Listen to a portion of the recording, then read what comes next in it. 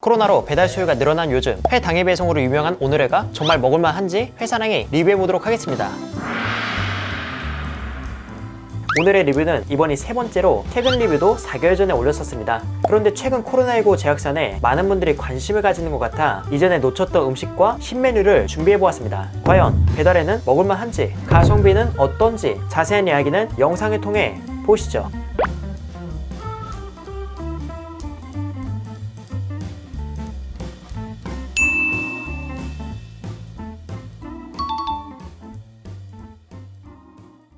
이번에 제가 준비한 건 총 6개로 신상품과 저번에 리뷰하지 않았던 상품들을 준비해보았습니다.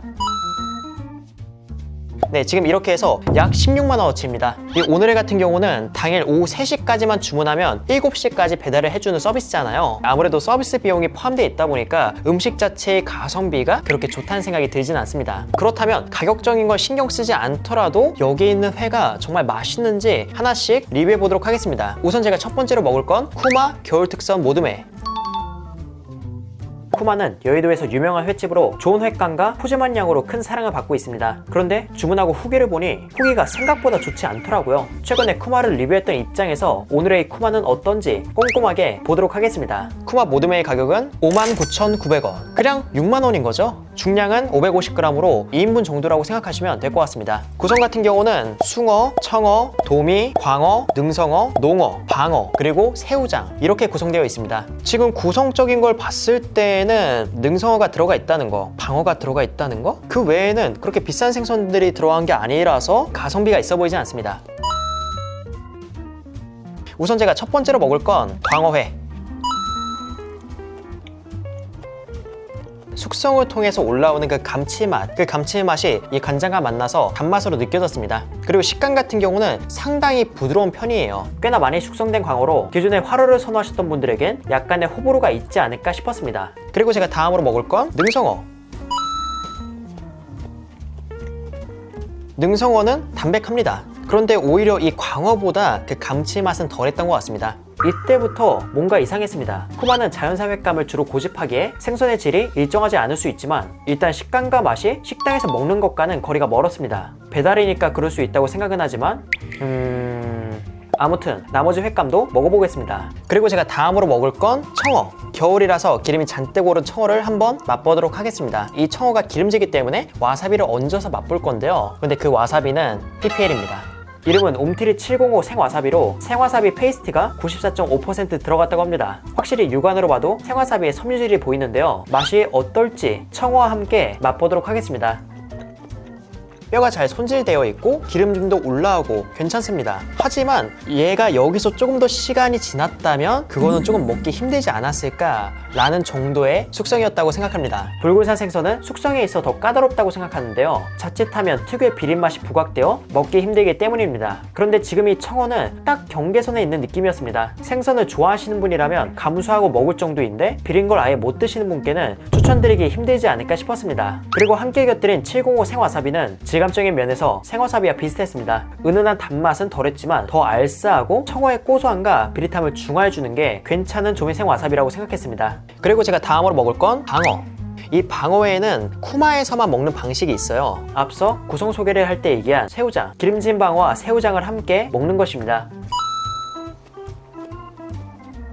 겨울철 방어도 방어지만 이 새우장이 참 맛있습니다. 새우장은 양념게장과 비슷한 맛입니다. 매콤하고 달짝지근하고요. 새우장 또한 생새우의 부드러움이 느껴져서 한편으로는 되직한 순살 양념게장을 곁들여 먹는 느낌입니다. 그래서 기름진 방어와 먹을 때 마치 삼겹살의 김치처럼 꽤나 훌륭한 조합이었다고 생각했습니다. 제가 지금 받은 회는 뱃살 부위는 없고 다 등살 부분이거든요. 사실상 담백함에 가까웠던 것 같아요. 그래서 이 새우장의 진가를 맛보진 못했지만 부드러우면서 올라오는 담백함과 끝에 약간의 산미가 꽤나 잘 어우러지는 한 점이었다고 생각합니다. 그 외에 다른 횟감도 먹어봤는데요. 확실히 식당에서 먹는 것과는 다릅니다. 식당에서 먹을 땐 회의 탱글함이 살아있어 한국 사람이라면 큰 호불호 없이 먹을 회였지만 오늘의 쿠마는 무르다의 가까운 식감이었습니다. 물론 횟감에 따라 크기 및 특성 차이가 있기에 모든 회가 무른 건 아니었지만 껍질이 붙어있는 회가 무르니까 껍질은 질기고 회는 부셔져서 따로 놀고 그렇게 좋은 식감은 아니었습니다. 사람마다 취향이 다 다르기에 확실하게 말씀드리긴 어렵지만 모든 이가 행복하게 먹을 회는 아니라고 생각합니다. 그리고 제가 다음으로 먹을 건 고등어 초절임. 고등어 초절임의 가격은 옵션마다 다른데요, 약 5,000원에서 6,000원 정도로 제가 구매한 건 5,900원이었어요. 저는 이 고등어 초절임이 꽤 괜찮다고 생각하는데요, 깊은 맛은 없지만 신맛, 단맛, 짠맛의 배합이 꽤 대중적이라고 느꼈기 때문입니다. 가격대도 낮은 편이기에 가볍게 즐기기 좋았고요. 그래서 저는 이 고등어 초절임과 즉석 초대리밥을 이용해서 시중에선 비싼 고등어 봉초밥으로 만들어 보았습니다. 과연 맛은 어떨까요?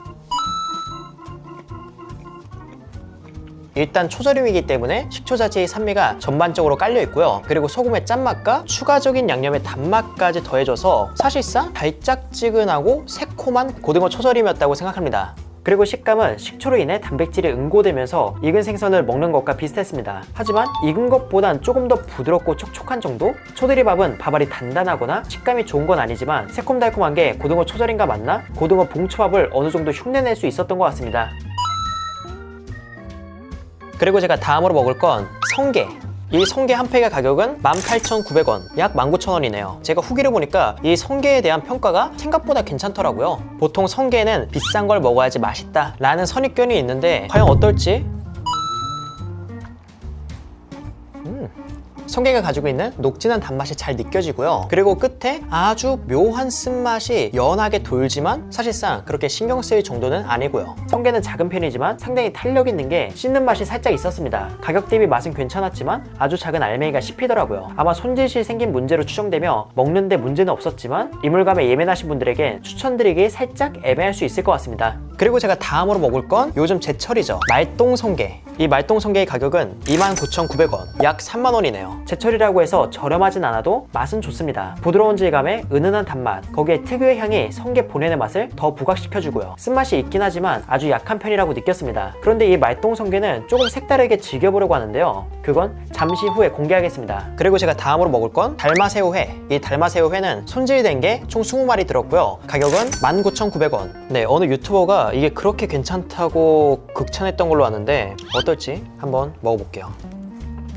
질감 같은 경우는 단새우랑 홍새우회를 섞어 놓은 듯한 느낌이고요. 그런데 단맛은 그 두 새우보다 조금 더 약하다고 느꼈습니다. 그리고 달마새우에는 향이 있는데요, 내장에서 느껴질 법한 농밀한 냄새가 묻어 있었습니다. 그런 점에서 기존에 먹던 새우와 차별화되어 있긴 하지만 제가 받은 달마새우에서 단맛은 어떤 방식으로 먹어도 단새우와 홍새우보다는 못하다고 느꼈습니다. 다른 분들은 단새우만큼 달다고도 하는 걸 보니 이건 입맛 차이 및 새우의 컨디션 등에 의해 다소 다르게 느낄 수 있을 것 같습니다. 그리고 다음으로는 여기 있는 성게를 조금 더 맛있게 즐겨보려고 하는데요, 어느 식당에서 하는 방식인데 즉석 초대리밥을 이용해서 한번 해볼게요. 새콤달콤한 초대리밥에 말똥성게를 충분히 넣고 같이 섞어줍니다. 그럼 노란 초대리밥이 되죠. 여기에 아까 전에 달마새우를 얹어 토치로 살짝 구우면 성게 비빔 새우초밥이 완성됩니다. 과연 어떨지 한번 맛보도록 하겠습니다. 여러분, 기회가 된다면 꼭 한번 드셔보세요. 말똥성게의 쓴맛은 초대리의 달콤새콤함에 가려져서 성게의 녹진한 단맛만이 가득했습니다. 그리고 새우는 불에 닿으니까 본연의 단맛이 더 올라오더라고요. 각자의 캐릭터가 확실한 두 재료를 상당히 맛있게 즐길 수 있는 조합이었습니다. 그리고 제가 다음으로 먹을 건 한우투풀 반반 육회.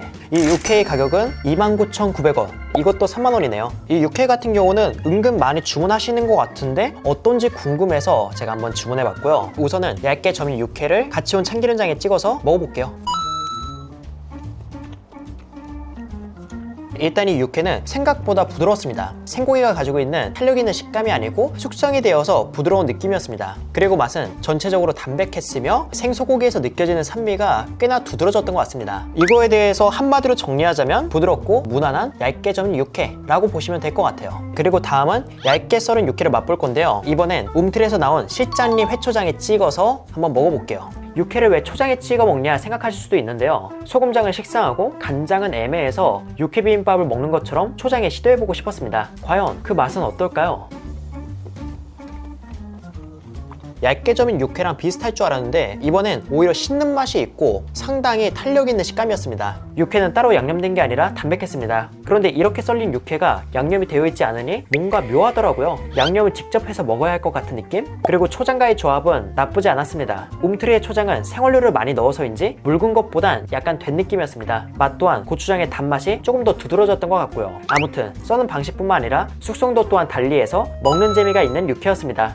네, 이렇게 해서 저는 신상부터 저번에 제가 소개하지 못했던 메뉴까지 다 먹어봤는데요. 사실 만족도가 그렇게 높진 않았습니다. 오늘의 장점은 다양한 해산물을 다룬다는 것과 당일 배송이라고 생각합니다. 사실상 서비스적인 측면에서 만족도가 높은 편이죠. 물론 비슷한 컨셉의 서비스 플랫폼이 있긴 하지만 오늘의가 제일 잘 되어 있다고 생각합니다. 그렇다면 단점은 가격이 저렴하지 않다는 점과 가끔씩 퀄리티 낮은 상품을 선보인다는 겁니다. 이전에 회케이크라는 걸 판매한 적이 있는데요. 생긴 건 케이크 모양으로 보기 좋았지만 맛은 영 좋지 않았습니다. 오늘 리뷰한 쿠마 모드메 또한 비슷한 맥락으로 쿠마라는 이름에 기대하고 주문했지만 실제 리뷰에 적혀있는 것처럼 숙성이 많이 되어 무르고 비리고 확실한 건 식당에서 먹는 것보다는 만족도가 떨어졌습니다. 정리한다면 오늘에는 가성비가 있진 않습니다. 그나마 가성비가 있는 건 2만원 초반대의 성게로 높은 퀄리티는 아니지만 단맛도 잘 살아있는 게 나쁘지 않았고요. 그리고 상품 구매 시 별점이 4점 초반이나 3점대면 최근 후기를 꼼꼼하게 확인하는 걸 추천드립니다. 대부분의 상품이 5점에 가까운 편인데 별점이 낮다면